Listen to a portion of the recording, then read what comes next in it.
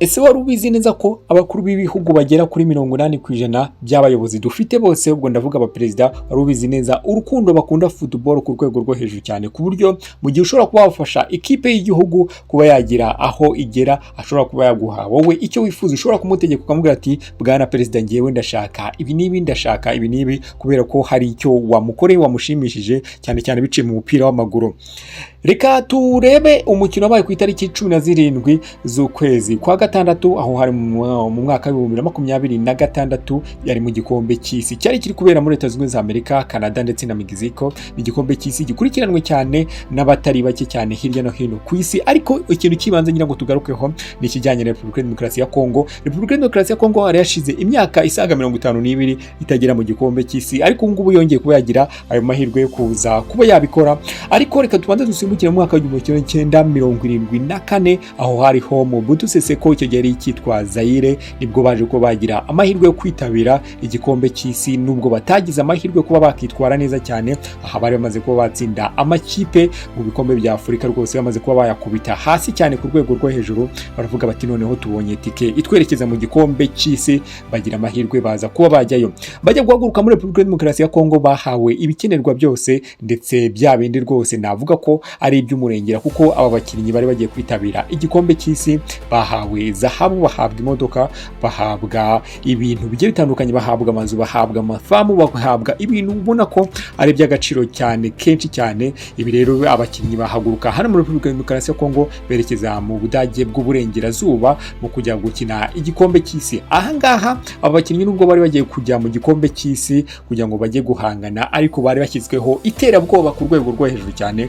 Uyu munsi utari buze kuba wakumva neza mu gihe ntari gusobanura neza, kugira ngo uze kubamenya aba bakinnyi bagize amahirwe yo kujya mu gikombe cy'isi, ariko bashyirwaho iterabwoba n'umukuru w'igihugu cyabo. Wakwibaza ngo byagenze bite, ariko kugira ngo nze kubigusobanura neza, kugira ngo uze kubyumva neza uburyo byagenze, ikintu cya mbere ntabwo usaba niba utaragikora no kubanza ugakanda subscribe ku Ihozo TV, ngiye wagutegura iki kiganiro nkaba ngiye kukikugezaho ndituru. Mukomeze kugenda Nguko rero twatangiye mbikubwira, buriya abakuru b'igihugu bagera kuri 80% bya perezida bose dufite urabakunda umupira w'amaguru ku rwego rwo hejuru cyane. Ibyaje gutuma ikipe yitwa Leopard yo muri Repubulika Demokarasi ya Kongo, icyo gihe yari cyitwa Zaire, uyu Mobutu Sese Seko yaje kuba yakora ibikorwa bikomeye cyane. Aravuga ati ndaza kuba nakora igishoboka cyose kugira ngo ndebe ko ekipe y'igihugu yazajya mu gikombe cy'isi. Ibi ngibi Mobutu Sese Seko yarabikoze, avuga ati nta kabuza byanze bikunze ikipe y'igihugu ishobora no kuzatwara igikombe cy'isi cyangwa ikadusigira amateka akomeye cyane, kuko buriya igikombe cy'isi iyo wakitabiriye buriya cyangwa ukaba wagitwara cyangwa ukaba wagera kuri finali, ni amateka ashobora kumara imyaka n'imyaka igiye itandukanye, abantu benshi cyane bagira bati bakikwibuka. Mobutu Sese Seko yarabikoze, ndetse agerageza kuba yagenda akora ibigiye bitandukanye, ndetse ashyiraho n'amafaranga menshi cyane akayaba. Aravuga ati bamwe mu bakinnyi bari hirya no hino ku isi rwose mugeni mubazengurukaho, pfa kuba komuka muri Repubulika Demokarasi ya Kongo, mu mushaka wese kugira ngo azagira ate azadufashe kuba twagira dutya tukaza kwitwara neza, cyangwa tukaba twatwara iki gikombe cy'isi kizabera mu Budage bw'uburengerazuba. Icyo gihe baramaze kuba babona itike, ariko baravuga bati reka tuyandayande dukore uko dushoboye kose, tuzarebe ko twagira dute twaza kuba twanagitwara. Icyo gihe ubwo Repubulika Demokarasi ya Kongo yitwaga Zaire yari iri mu itsinda rya B, ubwo yari iri kumwe n'ikipe ya Scotland, ikabamo Yugoslavia, yego munyihangane gake, hakabamo Brazil. Ayo niyo makipe yari mu itsinda rimwe na Repubulika Demokarasi ya Kongo, icyo gihe yitwaga Zaire. Ibi ngibi byaje kuba byanagera itariki yo kwitabira igikombe cy'isi, icyo gihe iragera. Baravuga bati noneho reka twerekeze hano mu Budage bw'uburengerazuba kugira ngo tujye kuzana igikombe cyacu nk'uko Mobutu Sese Seko yarabyizeye. Ariko abakinnyi bajya guhaguruka ahangaha muri Zaire, yarababwiye bati rero buriya nimutaza n'igikombe cyangwa mwitware neza muri ino mikino, imiryango yanyu iraza kuba yabigiraho ingaruka zikomeye cyane. Rero niyo mpamvu mugomba gukora uko mushoboye kose kugira ngo muze kugira mutembe, kugira ngo muze kunshimisha, kuko buriya byaba ari ibintu byiza cyane, ariko bikaba n'igisebo muramutse mugize ikosa mukora. Bakigera ahangaha rero mu Budage, n'ubundi ibintu byari bimeze neza, bizeye neza ko bari gutsinda. Ariko ku mukino wa mbere wa Scotland, Zaire yahuye na Scotland yahise yikubita ibitego bibiri byihuse cyane. Noneho Mobutu Sese Seko inkuru imugeraho ko ibintu biyoberanye neza, ekipe imaze kuba yatsindwa. Aravuga ati noneho nta kibazo, noneho tuzahangana na Yugoslavia. Iyi yari ikipe bavugaga ko yashoboraga kuba Zaire yaza kuba yayitsinda, noneho Yugoslavia nayo yaje kuba yayikorera igitangaza iza kuba yayikubita ibitego 9 ku busa rwose. Noneho Mobutu Sese Seko ndetse n'abakinnyi be bahita bagira batya bata umutwe, batangira kwishima mu mpara, abandi batangira kwishima muri tentire, abandi batangira kwishima mu mutwe mu buryo bugiye butandukanye.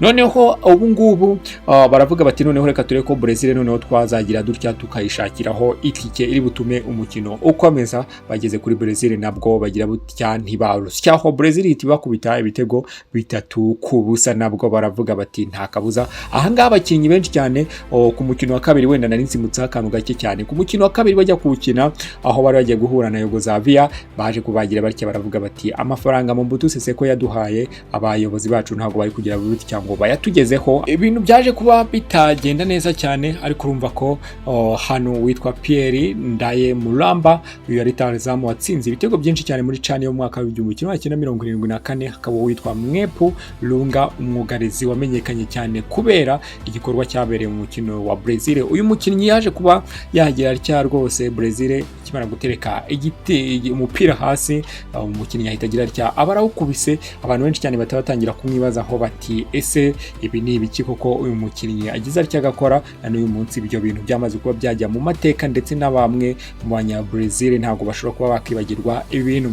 Noneho akazu witwa Mwamba Kazadi, uyu yari umunyezamu wari uteye ubwoba, kuko abantu benshi cyane baravuga bati kugira ngo umwinjizemo igitego ni ibintu biza kuba byakugora cyane, ni ibintu biza kuba byakugora ku rwego rwo hejuru. Rero mu mwitondere, ariko akigera hano muri iki gikombe cy'isi cyo mu mwaka wa 1974, burya by'ifi yigira mu mazi atari byo yigira mu mavuta byarangiye. Uyu munyezamu wari ukomeye cyane ahindutse akayungerezo, batangira kumukubita ibitego bigiye bitandukanye mu nguni zigiye zitandukanye. Aravuga ati noneho biranze birananiranye. Ubwo urumva Zaire yari ishyizwe mu itsinda groupe B, urumva byarangiye ariyo yitwaye nabi cyane, ndetse bihinduka n'imyigaragambyo ikomeye cyane yabereye ahangaha kubera amafaranga yari yanze gutangwa n'abayobozi bari bashinzwe gutanga amafaranga y'abakinnyi. Baravuga bati rero ntabwo mwitwaye neza, nta mpamvu yo kuba mwahabwa amafaranga. Umukuru w'igihugu yari yarabemereye, ndetse baravuga bati nta kabuza natwe tugomba ko twagira dute, tugomba kuba twakwigaragambya. Urumva ko byarangiye n'ubundi Scotland ikubise Zaire ibitego 2, naho Brazil Yugoslavia iza kuba yagira ikiyitsinda ibitego 9 ku busa.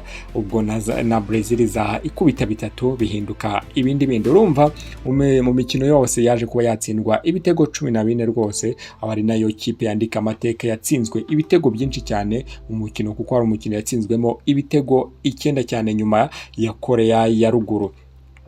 Urumva rero nubwo umusaruro utari mwiza mu mwaka wa 1974, ariko byatumye ubu ngubu uyu munsi turimo tugira dutya tukavuga duti Repubulika ya Demokarasi ya Kongo yamaze kuba yajya mu gikombe cy'isi ku nshuro ya kabiri, ndetse abantu benshi cyane biranabanezeza cyane. Ariko impamvu tujye kuba twasimbuka tukigarukira n'ubundi mu gikombe cy'isi cyo mu mwaka wa 2026 ni igikombe cy'isi Leopard. Uyu munsi navuga ko iri kwitwara neza, ndetse bizanayishobokera ko ikipe ishobora kuba yagira icya igatwara igikombe cy'isi, cyangwa ikaba yagira kure cyane hashoboka urebye no mu gihe cyashize cyo mu mwaka wa 1974 ukagereranya n'uyu munsi. Uyu munsi ifite abakinnyi bagiye batandukanye, ndetse banakomeye cyane, harimo n'abaje kuba batsinda, harimo n'uwaje kuba yatsinda igitego cy'ejo bundi. Abarebye umukino wa RDC ndetse na Portugal babonye ko ari uburyo RDC yari yitwaye neza cyane kurenza Portugal, nubwo ari ikipe ikomeye cyane, ndetse abantu benshi cyane bavugaga ati Cristiano nta kabuza agomba kuba yatwara igikombe cy'isi, akaba yakigaragaza neza. Uwitwa Wisa rero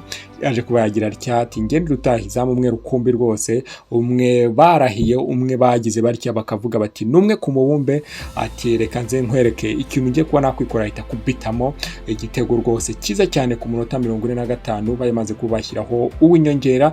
Noneho witwa Cedric Bakambu nawe n'urutahizamu rwose wari ukomeye cyane, ndetse ufite umurindi wa danje rwose, ubona ko uteye ubwoba, ndetse bavuga bati uyu nguyu arica n'amagini rwose ari busange mu kibuga. Ku witwa Simon Banza uyu nawe n'utahizamu ufite imbaraga mu gace k'imbere rwose, ku buryo iyo umureba rwose uravuga uti noneho uyu mugabo ndaza kuba namunyura hehe, ureba uko nguko umeze uko nguko, ibingibi bikaza kuba byagira biti, bikaza kuba byagutera ubwoba. Noneho akaza witwa Fiston Mayera, nawe n'indi umusatirizi ukomeye cyane wagaragaje ubushobozi bwo ku rwego rwo hejuru cyane. Ahangaha Portugal itangira kuba yakwikanga abanyezamu ndetse n'abandi bose bari hanze y'ikibuga, bakajya bavuga bati uyu mugabo ararya umuntu, uyu mugabo ararya umuntu.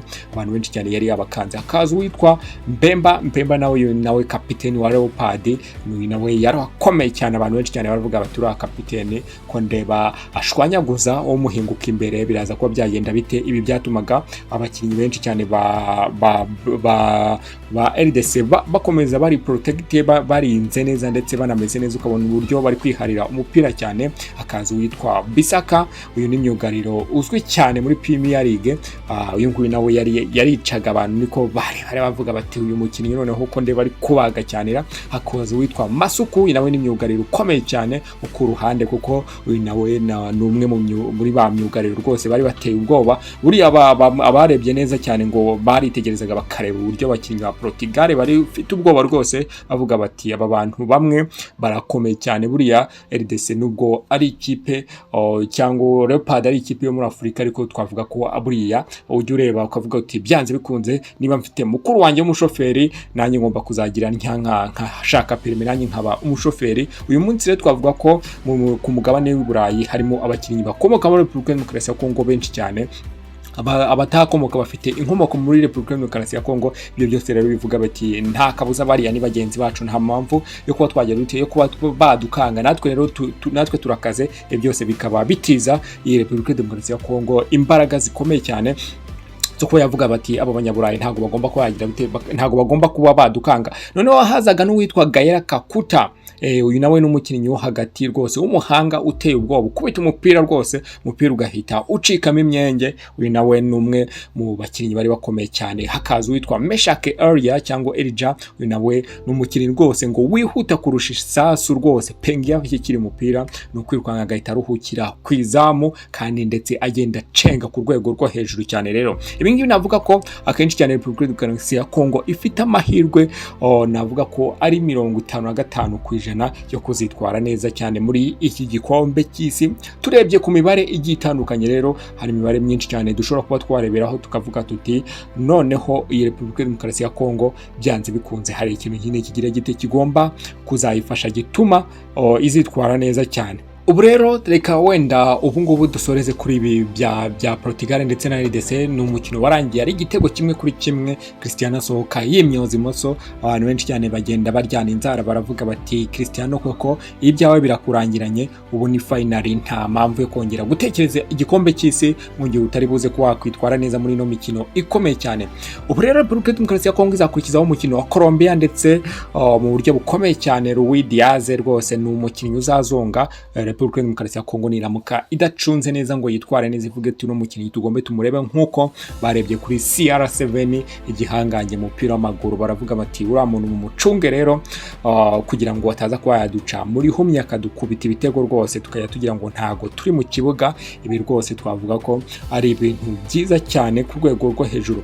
Ubwo rero n'ubundi ubwo bizarangira mu itsinda rya 11 cyangwa mu itsinda K, harimo ubwo finali bizarangira n'ubundi ubwo RDC iramutse ikomeje kugenda yitwara neza, byazarangira Uzbekistan ariyo bije kuba byagira bite, ariyo bije kuba byacakirana hatagize igihinduka. Noneho ubwo Repubulika Demokarasi ya Kongo yaba yitwaye neza, ubwo urumva no guhita ijya guhangana n'andi makipe yagiye aturuka mu yandi matsinda kugira ngo bize kurangira noneho bajya muri semifinale. Ibintu bizaba ari uburyohe cyane rwose, twese nk'abanyafurika twitera hejuru twekoza ibicu tuvuga tuti DRC tsinda batsinde rwose, tsinda rwose kubita bageze hasi, ndetse bizaduheshe n'ishema kuba bijya binambabaza ngiye kubona nta gihugu cya Afurika kiratwara igikombe cy'isi. Ibintu biba bigize bite, n'ibintu biba bibabaje bigerageje. Murabizi ko ari Maroc nabyo biza kuba bitagenda neza cyane. Urumva rero dukeneye ekipe igomba kuzaserukira igikombe cy'isi rwose kigataha muri Afurika mbere na mbere rwose.